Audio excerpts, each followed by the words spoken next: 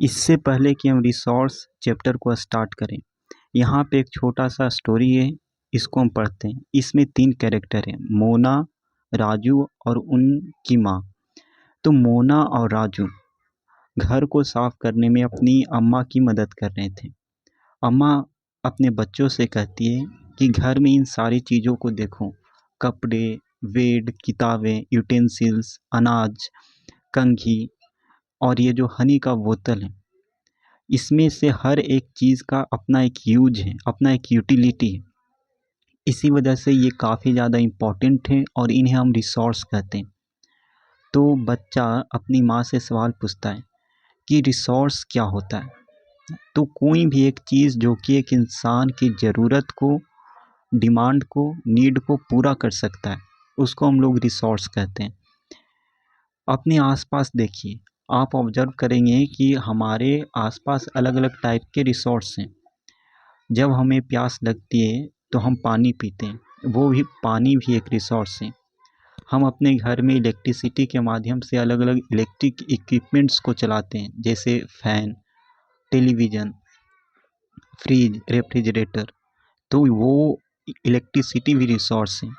Rickshaw, car, scooter या फिर वो अलग अलग मीन्स ऑफ ट्रांसपोर्टेशन जिसका इस्तेमाल हम एक जगह से दूसरे जगह जाने के लिए करते हैं, वो भी एक रिसोर्स है। वो किताब जिसमें हम इन सारी चीज़ों को पढ़ रहे हैं, ये किताब भी एक रिसोर्स है। हम अपने घर में जो खाना पकाते हैं, तो खाना में फ्रूट्स, वेजिटेबल्स, स्पाइसेस और भी अलग अलग इंग्रेडिएंट का इस्तेमाल होता है, वो सारी चीज़ें रिसोर्स हैं।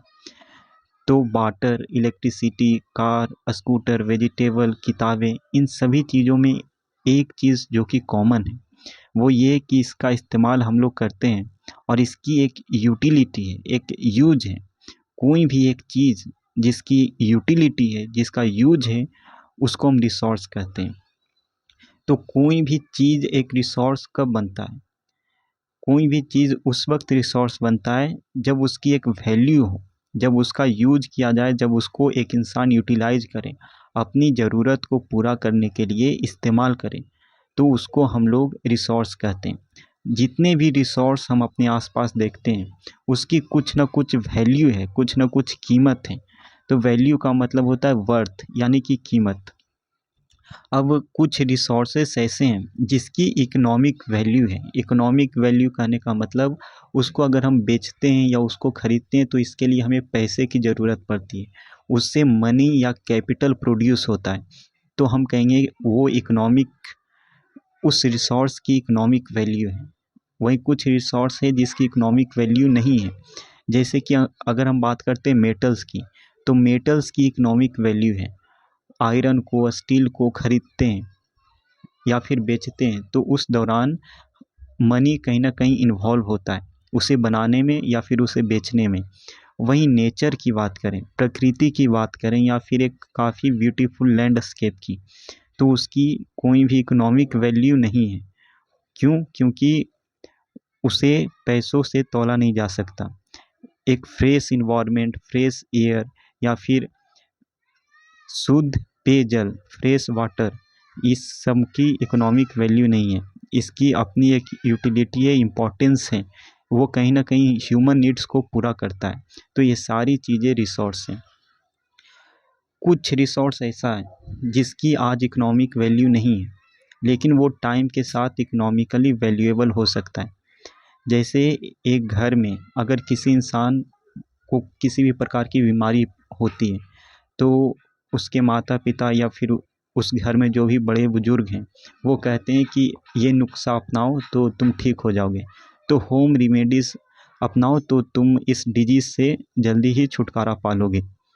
तो हो सकता है कि उस होम रेमेडी का आज कोई कॉमर्शियल वैल्यू, इकोनॉमिक वैल्यू नहीं है, लेकिन कल क्या करता है, कोई फार्मास्यूटिकल इंडस्ट्री, कोई मेडिकल फर्म उस तरीके को कॉपी कर कर कोई नया चीज़ बनाता है और उस चीज़ को मार्केट में सेल करता है। जैसे कोई एक रिमेडी है, कोई एक मेथड है जिसके ज़रिए से किसी एक डिजीज़ को ट्रीट किया जा सकता है, देसी नुस्खा है। अब उसी चीज़ को फॉलो करते हुए किसी एक फार्मास्यूटिकल इंडस्ट्री ने कोई एक मेडिसिन बनाया और उस मेडिसिन को अपने ब्रांड का नाम देकर मार्केट में बेचना शुरू कर दिया, तो उसकी एक इकोनॉमिक वैल्यू हो गई। तो आज अगर कोई रिसोर्स इकोनॉमिकली वैल्यूएबल नहीं है, इसके कहने का मतलब ये नहीं कि टाइम के साथ उसकी इकोनॉमिक वैल्यू नहीं बढ़ेगी, उसका इकोनॉमिक वैल्यू टाइम के साथ बढ़ सकता है। पेटेंट क्या होता है? पेटेंट मतलब कोई एक इंसान है, उसका अपना एक ओरिजिनल आइडिया है, या फिर किसी एक इंसान ने कुछ इन्वेंशन किया, डिस्कवरी किया, और वो चाहता है कि उसका एक्सक्लूसिव राइट केवल उसी के पास हो। मतलब कि अगर हिस्ट्री में कोई पूछे कि इस चीज़ का इन्वेंशन किसने किया, तो उसका नाम, जिस इंसान ने उसका इन्वेंशन किया उसका नाम लिया जाएगा। जैसे अगर हम बात करें टेलीस्कोप की, तो टेलीस्कोप की खोज गैलीलियो गैलीली ने करी, तो हम कहेंगे कि टेलीस्कोप का पेटेंट उन्होंने अपने नाम पे करा रखा है। जब भी हम ये पूछेंगे कि टेलीस्कोप की खोज किसने करी है, then after we should have to name Galileo Galilei, तो हम कहेंगे कि उन्होंने अपने नाम पे ये पेटेंट करवा लिया है। टाइम और टेक्नोलॉजी दो काफ़ी ज़्यादा इम्पॉर्टेंट फैक्टर हैं जो कि किसी भी सबस्टांस को रिसोर्स में चेंज कर सकता है। दोनों ही चीज़ें काफ़ी हद तक एक इंसान की ज़रूरत से जुड़ी हुई है। लोग खुद में एक काफ़ी इम्पोर्टेंट रिसोर्स है, ह्यूमन खुद में एक काफ़ी ज़्यादा इम्पोर्टेंट रिसोर्स है। इंसान अपने आइडिया, नॉलेज, इन्वेंशन और डिस्कवरी के माध्यम से अलग अलग प्रकार के रिसोर्स को बनाता है। जब एक इंसान कुछ भी डिस्कवरी या इन्वेंशन करता है तो इससे और भी अलग अलग रिसोर्सेस बनते हैं। जैसे जब इंसानों ने आग की खोज करी, तो इससे एक इंसान ने कुकिंग करना और भी अलग अलग प्रोसेस करना सीखा। पहले एक इंसान कच्चा मांस खाता था या कोई भी चीज़ था तो उसको रॉ फॉर्म में खाता था, लेकिन अब वो उस चीज़ को पकाकर खाने लगा। क्यों? क्योंकि फायर की डिस्कवरी हो गई। वही बात करते हैं व्हील की, चक्के की जब इन्वेंशन हुई तो इससे आज अलग अलग मीन्स ऑफ ट्रांसपोर्टेशन डेवलप हो सका है, जैसे रोडवे, रेलवे, वाटरवे, एयरवेज। तो एक छोटी सी डिस्कवरी से और अलग अलग रिसोर्सेस बन गए। टेक्नोलॉजी का हम लोग इस्तेमाल करते हैं, नदी में जो वाटर फ्लो कर रहा है, उस फ्लोइंग वाटर में जो एनर्जी है, उस एनर्जी का इस्तेमाल करते हैं इलेक्ट्रिसिटी को बनाने में। तो जो काइनेटिक एनर्जी है, काइनेटिक एनर्जी का, वाटर के काइनेटिक एनर्जी का इस्तेमाल हम लोग इलेक्ट्रिकल एनर्जी को बनाने में करते हैं। तो यहाँ पे हम देख सकते हैं कि टेक्नोलॉजी का इस्तेमाल या फिर एक इंसान अपने आइडिया, स्किल, नॉलेज के आधार पे अलग अलग चीज़ों को बनाता है, अलग अलग चीज़ों को इन्वेंट और डिस्कवर करता है। तो इससे हम समझ सकते हैं कि एक इंसान खुद में कितना बड़ा रिसोर्स है। अब यहाँ पे समझने की कोशिश करते हैं कि रिसोर्स कितने टाइप के होते हैं। आम तौर पे रिसोर्स को यहाँ पे 3 कैटेगरी में बांटा गया है, नेचुरल, ह्यूमन मेड और ह्यूमन। यहाँ पे 3 कैटेगरीज हैं। पहला हम बात करते हैं नेचुरल रिसोर्स की। तो वो रिसोर्स जो हमें डायरेक्टली नेचर से मिल जाता है, इसको यूज करने के लिए हमें ज़्यादा मॉडिफिकेशन या चेंज करने की ज़रूरत नहीं होती है, हम इसे ओरिजिनल फॉर्म में इस्तेमाल करते हैं। तो इसी को हम लोग नेचुरल रिसोर्स कहते हैं। जो हवा हम सांस लेते हैं वो एक नेचुरल रिसोर्स है। नदियों में, झीलों में, सी या ओशियन में जो पानी बह रहा है वो पानी भी एक नेचुरल रिसोर्स है। क्यों? क्योंकि नेचर में डायरेक्टली हमें मिलता है। मिट्टी, लैंड, मिनरल्स, मेटल्स, ये सब कुछ नेचुरल रिसोर्स है। क्यों? क्योंकि ये नेचर में मिलता है, इसको हम लोग डायरेक्टली इस्तेमाल कर लेते हैं। तो हम कहेंगे कि बहुत से जो रिसोर्स हैं वो नेचर का फ्री गिफ्ट है, यानी हमें वो चीज़ें नेचर से डायरेक्टली मिल जाती हैं और इसे हम आसानी से इस्तेमाल कर पाते हैं। वहीं कुछ केसेस में एक इंसान अपने टेक्नोलॉजी से, टूल से नेचुरल रिसोर्सेज को काफ़ी बेहतर तरीके से इस्तेमाल कर पाता है। तो कहीं कहीं पे हमें टेक्नोलॉजी की ज़रूरत पड़ती है नेचुरल रिसोर्सेज को बेहतर तरीके से इस्तेमाल करने के लिए। जो नेचुरल रिसोर्स है इसको हम 2 कैटेगरी में बांटते हैं, एक तो रिन्यूएबल और दूसरा नॉन रिन्यूएबल।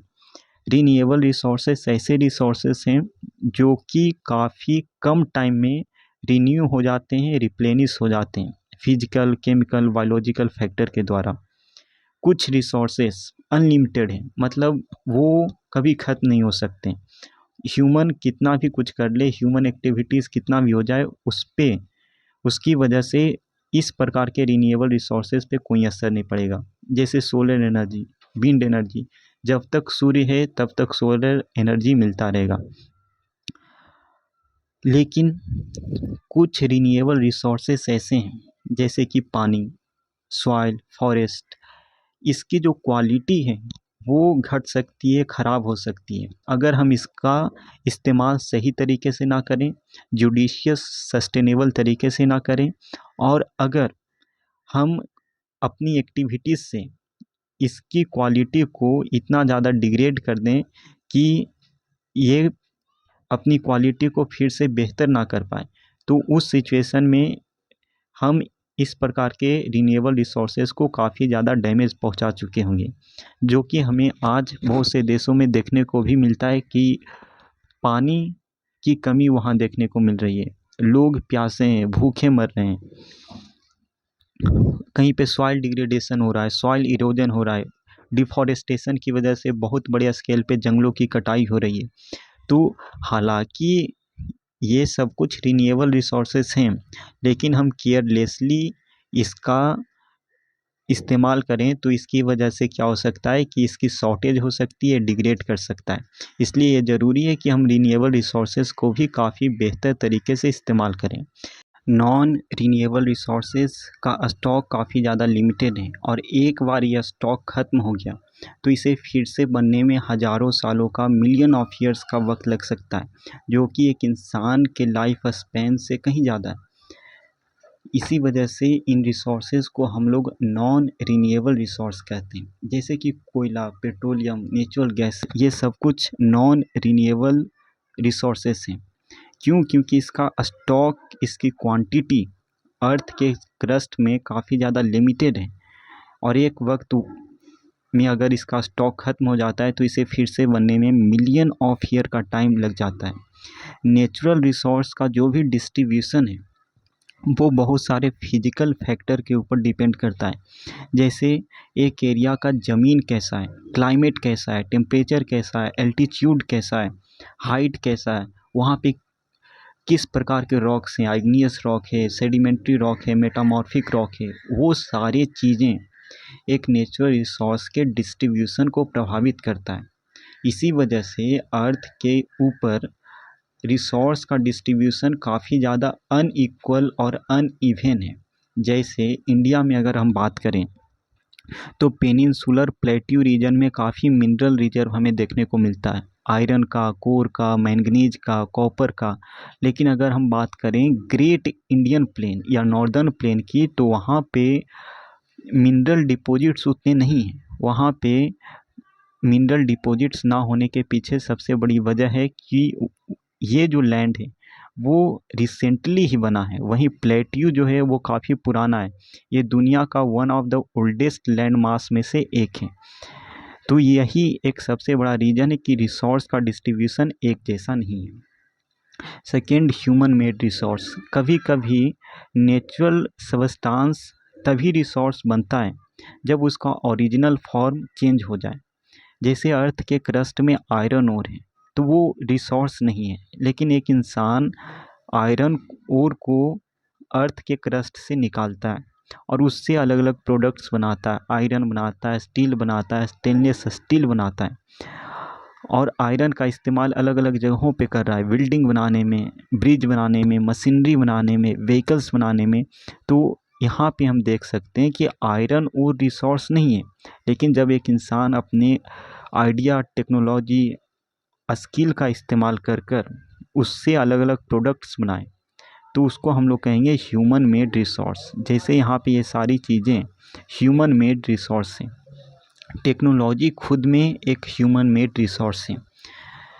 इसी वजह से हम कहेंगे कि जो इंसान है वो नेचुरल रिसोर्सेज का इस्तेमाल अलग अलग रिसोर्स को बनाने में करते हैं, और उस रिसोर्स को हम लोग ह्यूमन मेड रिसोर्स कहते हैं।